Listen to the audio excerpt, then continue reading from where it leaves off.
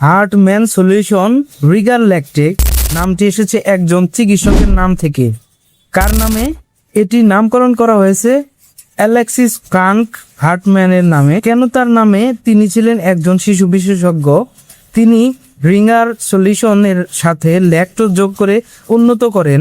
এই নতুন সলিউশন শরীরের অ্যাসিড ব্যালেন্স ঠিক রাখতে সাহায্য করে, বিশেষ করে মেটাবলিক অ্যাসিডোসিস ঠিক করতে বেশি কার্যকর। তাই তার এই গুরুত্বপূর্ণ অবদানের জন্য এই সলিউশনকে বলা হয় হার্টম্যান সলিউশন বা রিগার ল্যাকটেট। আগে এর নাম ছিল Ringer solution. Alexis Frank Hartmann আগে ছিল Ringer solution.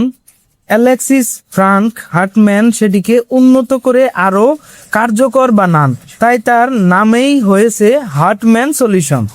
হার্টম্যান solution Regard lactate কখন দেওয়া হয়?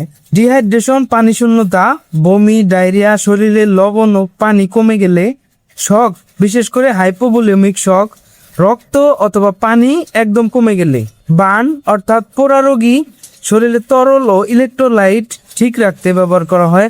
অপারেশনের সময় অথবা পরে শরীরে ফ্লুইড ব্যালেন্স ঠিক রাখতে এটি ব্যবহার করা হয়। মেটাবলিক অ্যাসিডোসিস, শরীর বেশি অ্যাসিডিক হলে, কারণ এতে ল্যাকটেট থাকে যা ক্ষার তৈরি করে। ট্রমা বা রক্তক্ষরণ, রক্ত বা তরল কমে গেলে দ্রুত রিপ্লেসমেন্টের জন্য এটি ব্যবহার করে থাকে। কখন সাবধান বা এড়িয়ে চলা উচিত?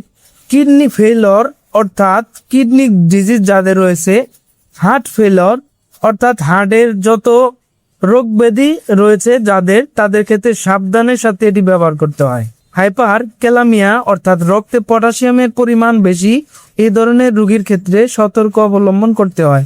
এবং লিভার সমস্যা যাদের রয়েছে, সেভিয়ার লিভার ডিজিজ, সংক্ষেপে বলা যায় হার্টম্যান সলিউশন দেওয়া হয় যখন শরীরে পানি ও ইলেকট্রোলাইট একসাথে ঘাটতি দেখা দেয়।